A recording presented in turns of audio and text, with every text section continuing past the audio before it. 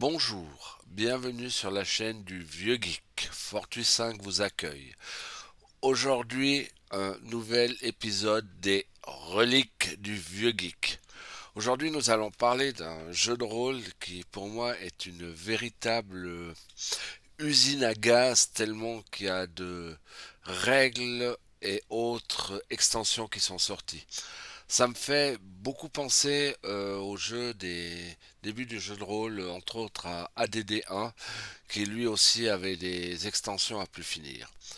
Le jeu en question, aujourd'hui, ça sera Pathfinder. Alors, Pathfinder, souvent, très souvent, appelé à l'origine euh, Donjons et Dragons 3.75, en effet, il suivait la version 3.5, mais c'est totalement une autre approche.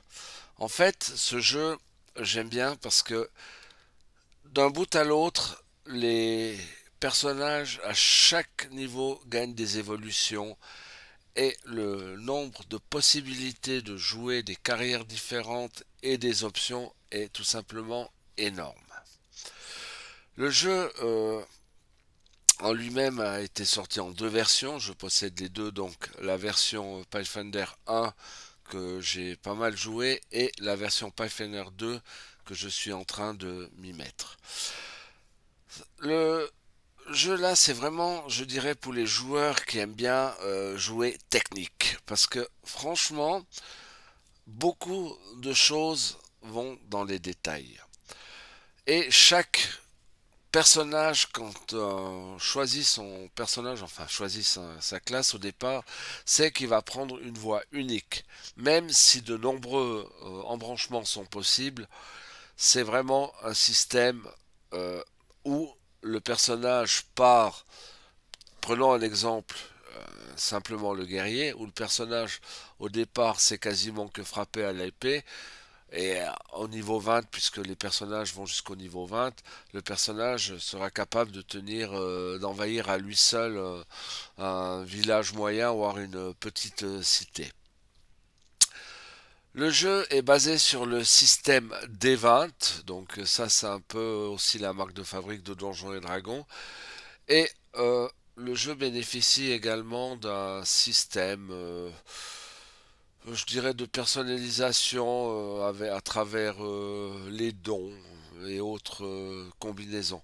C'est vrai qu'il y a beaucoup de choses dans Pathfinder, c'est les dons, c'est aussi les pouvoirs propres, et il faut aussi tenir compte des pouvoirs raciaux qui compliquent un peu le tout. C'est un des premiers systèmes de Devant qui ont introduit dans la version 1, qui ont plus proposé pour la création du personnage la répartition des points que le lancer de dés.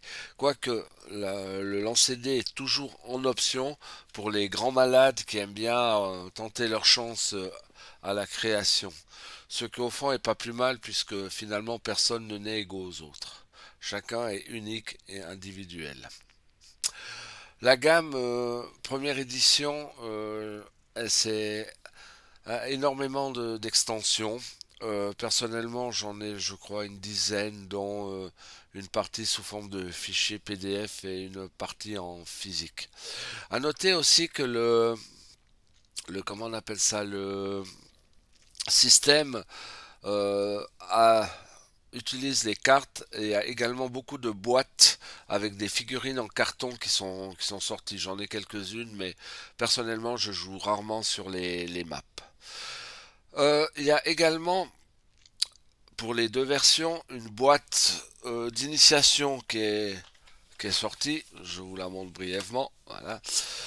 Contenant tout ce qu'il faut pour commencer, comme dans toutes les boîtes d'initiation jeux de rôle, elles sont bien conçues, elles ont suffisamment de matériel pour se faire plaisir durant quelques heures et à mon avis surtout pour se donner l'envie d'acheter des extensions pour aller plus loin. Sinon, que dire, c'est un système que bon, moi j'aime bien, mais comme tous les systèmes à des ventes, il est soit adoré, soit décrié, donc Pour moi, j'aime bien. Mais j'avoue que depuis que Donjons et Dragons version 5 est sorti, j'ai beaucoup moins joué parce que je trouve par rapport à Donjons et Dragons, le système est beaucoup plus lourd. Bon, c'est pas un handicap en soi. Comme je dis, c'est pour les maîtres de jeu et les joueurs qui aiment bien être techniciens, qui aiment bien être la main dans le cambouis. Comme il faut pour tous les styles de jeu, il n'y a aucun problème là-dessus. Personnellement, je le trouve quand même très très agréable parce que, au fond, quand tu crées ton personnage, tu as une idée de ce qui peut venir. Tu as vraiment l'impression, contrairement à d'autres jeux où il faut attendre un certain nombre de progressions pour avoir quelque chose en plus, que là, chaque fois, chaque étape, poc, poc, poc, poc, tu obtiens un pouvoir, un nouveau truc. C'est pas forcément des pouvoirs très puissants ou bien des choses qui vont changer le monde, mais c'est toujours un petit rajout sympa, c'est toujours une petite augmentation de ta puissance pour ci, etc., etc. Enfin bref, tout ça pour vous dire que Pathfinder est un jeu que j'aime bien, qui est très agréable, que j'ai fait quelques parties. Personnellement, je préfère jouer avec des joueurs plutôt confirmés qu'avec des... Je l'utiliserai assez peu, à vrai dire, pour faire de l'initiation. Mais comme tous ceux de ma collection, il m'a quand même procuré un certain nombre d'heures de plaisir et de joie. Donc, je le recommande.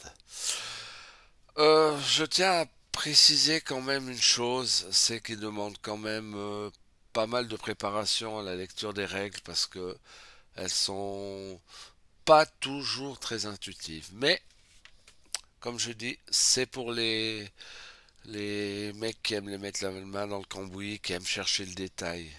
Donc à vous de voir. Je vous remercie pour votre attention et je signale au passage que cette vidéo qui va être mise est la 50e de ma chaîne, donc je profite du passage pour remercier tous ceux qui ont vu les précédentes et si vous découvrez ma chaîne grâce à cette vidéo, je vous encourage vivement à aller voir les autres.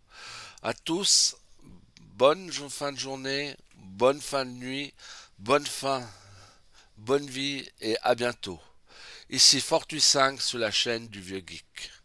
À bientôt.